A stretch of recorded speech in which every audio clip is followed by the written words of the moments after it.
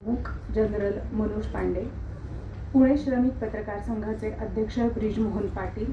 या क्षेत्रातील पार्श्वभूमी व दृष्टिकोनातून मी आपल्यासमोर माझे विचार ठेवेन आणि या विषयाला न्याय देण्याचा पूर्णपणे प्रयत्न पण करेन.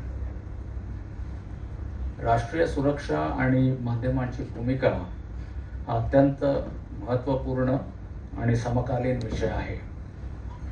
पहिल्या दृष्टिक्षेपात हे दोन विषय, राष्ट्रीय सुरक्षा आणि माध्यम, भिन्न जगाशी संबंधित असल्याचे दिसू शकते.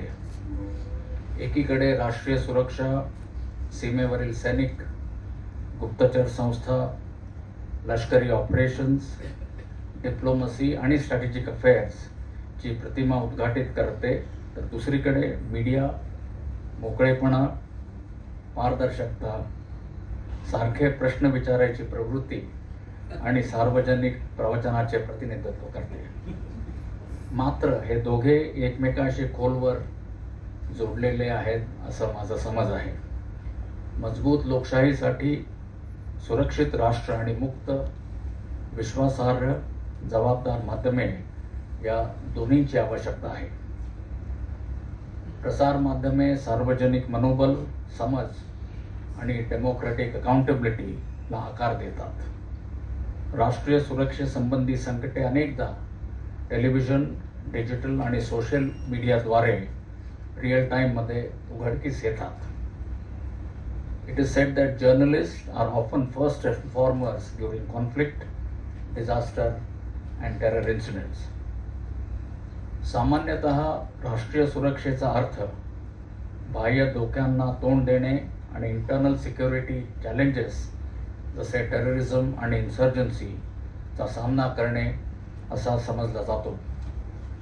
पण राष्ट्रीय सुरक्षा लष्करी सामर्थ्यापेक्षा अधिक असून ती बहुआयामी, इंटरडिसिप्लिनरी आणि मल्टीफॅसेटेड आहे असं माझं मानणं आहे.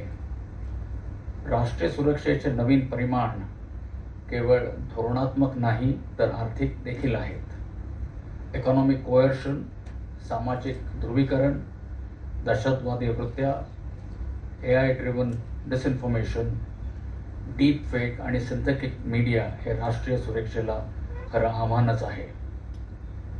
अंतर्गत सुरक्षा व्यवस्था आणि सामाजिक एकात्मता निर्माण करणे, इकॉनॉमिक रिसिलियन्स आणि क्रिटिकल इन्फ्रास्ट्रक्चरची रक्षा, संस्थांवरील लोकांचा विश्वास आणि लोकशाही स्थिरता हे पण राष्ट्रीय सुरक्षेत योगदान देतात.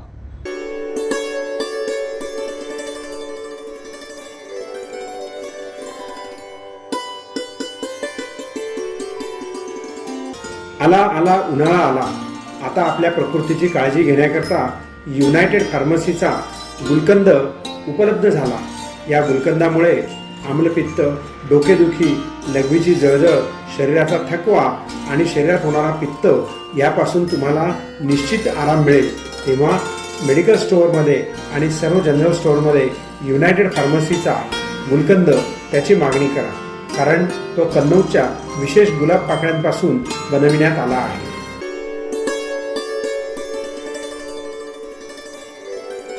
मैं ये समझता हूँ कि ऐसे थिएटर स्पेसेस, कल्चरल स्पेसेस ज़्यादा से ज़्यादा होने चाहिए.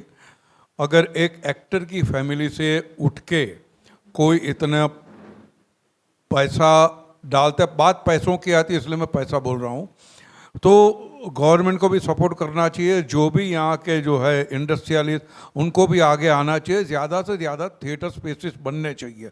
और इतनी ईमानदारी से कोई कर रहा है और इस तरह से जो रिस्पॉन्स मिल रहा है फेस्टिवल को, वो कमाल की बात है. और जो रंगकर्मी यहाँ के, they will be kind of a very happy.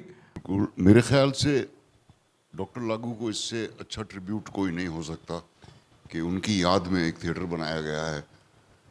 और जब भी मैं यहाँ आता हूँ मुझे उनकी मौजूदगी का एहसास होता है. वो कहीं न कहीं से देख रहे हैं और घबराहट भी होती है कि पसंद आएगा कि नहीं. लेकिन जब मैंने डॉक्टर लागू को पहली बार देखा था दिल्ली में 1900 72 की कहानी है, 1972।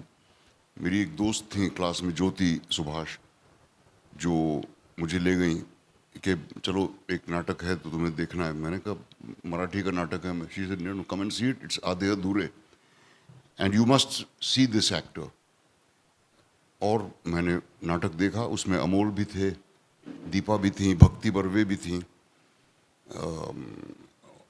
और मैं डॉक्टर लागू का क्योंकि आधे दूरे मैंने देखा था, अमरीश पुरी का भी, ओम शिवपुरी का भी, पढ़ा भी था, लेकिन डॉक्टर लागू के उस परफॉर्मेंस को देख के मैं बिल्कुल दंग रह गया।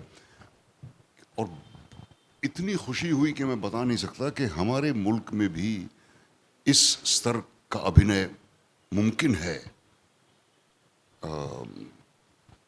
उस वक्त एम्प्लीफिकेशन भी नहीं था। कमानी ऑडिटोरियम की बात कर रहा हूँ मैं, दिल्ली में, बिना एम्प्लीफिकेशन के, और मैं बालकनी की आखिरी सीट पे बैठा हुआ था, मुझे उनका हर शब्द सुनाई दे रहा था साफ।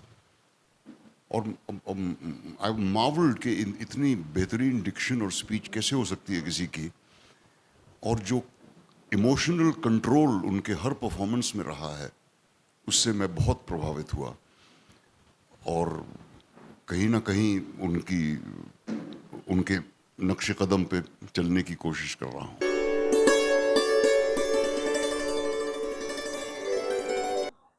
नमस्कार, मी स्वाती शिंदे, पुणे शहर महिला अध्यक्ष, महिला काँग्रेस।